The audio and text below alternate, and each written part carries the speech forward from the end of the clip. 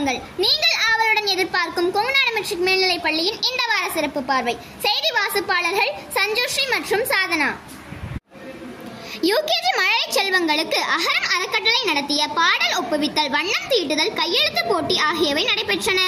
இதில் வெற்றி பெற்ற குழந்தைகளுக்கு 2/9/2024 திங்களன்று பதக்கங்கள் மற்றும் சான்றிதழ்கள் வழங்கப்பட்டன. வெற்றி பெற்ற குழந்தைகளை அனைவரும் பாராட்டினர். அம்மாவை தேவதையாய் பார்ப்போம், அப்பாவை காக்கிற சாமியா பார்ப்போம், ஆசிரியரை நம்ம எதிர்காலத்தை படிக்கிற பிரம்மனா பார்ப்போம் என்கிற உண்மைக்கேற்ப செப்டம்பர் 5 ஆசிரியர் தினத்தை முன்னிட்டு என் பள்ளி மாணவர்கள் அன்றைய தினம் ஆசிரியராக மாறி எல்கேஜி முதல் 12ஆம் வகுப்பு வரை கருத்தரங்கு நடத்தினர். ஆம், அன்று ஒரு நாள் மட்டும் மாணவ செல்வங்கள் தங்களுக்கு பிடித்த பாடத்தை தேர்வு செய்து அந்த பாட ஆசிரியர் போலவே வகுப்பு நடத்தி கேள்விகள் கேட்டு குட்டி ஆசிரியராக நடந்து கொண்டனர். வெறும் கல்லாய் இருந்த எம்மை பட்டை தீட்டி ஜொலிக்கும் வைரமாய் மாற்றிய தன்னலமற்ற எமது ஆசிரியர்களுக்கு நிகர் புவியில் யாரும் உண்டோ? சிற்பியின் திறமை சிலையில் தெரியும், அதுபோல ஆசிரியரின் திறமை அவருடைய மாணவர் உயர்ந்த பதவியில் உள்ளதில் தெரியும். அப்படிப்பட்ட ஆசிரியர்களை கொண்டாட வேண்டும் அல்லவா?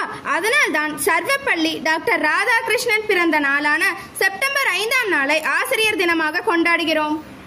அன்றைய தினம் எம் பள்ளியின் நிர்வாக உறுப்பினர்கள் தலைவர் உயர் திரு ராஜா ஐயா, தாளாளர் உயர் திரு முனைவர் ராஜன் ஐயா, பொருளாளர் உயர் திரு ராஜராஜன் ஐயா, செயலாளர் உயர் திரு சிங்காரவேலு ஐயா தலைமையிலும் மாணவர்கள் ஆசிரியர் முன்னிலையிலும் ஆசிரியர்களின் நடன நிகழ்ச்சி நடைபெற்றது.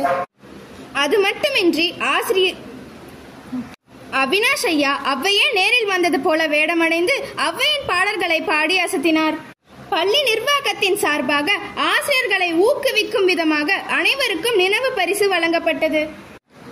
ஆசிரியர்கள் அனைவரும் நன்றி கூறி மகிழ்ந்தனர். அது மட்டுமின்றி மாணவர்கள் தங்கள் ஆசிரியர்களை பற்றி கருத்து கூறுவதை ஒலி மற்றும் ஒளிப்பதிவு செய்து காணொலி காட்சியாக காட்டப்பட்டது.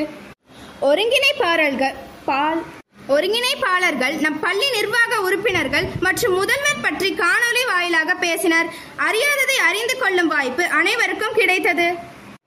ஆவணி மாதம் என்றாலே நம் நினைவிற்கு வருவது விநாயகர் சதுர்த்தி தான். ஏனென்றால் தெருதோறும் விநாயகர் சிலை வைத்து 3, 5 அல்லது 7 நாட்கள் பூஜை செய்து ஆற்றில் கரைப்போம்.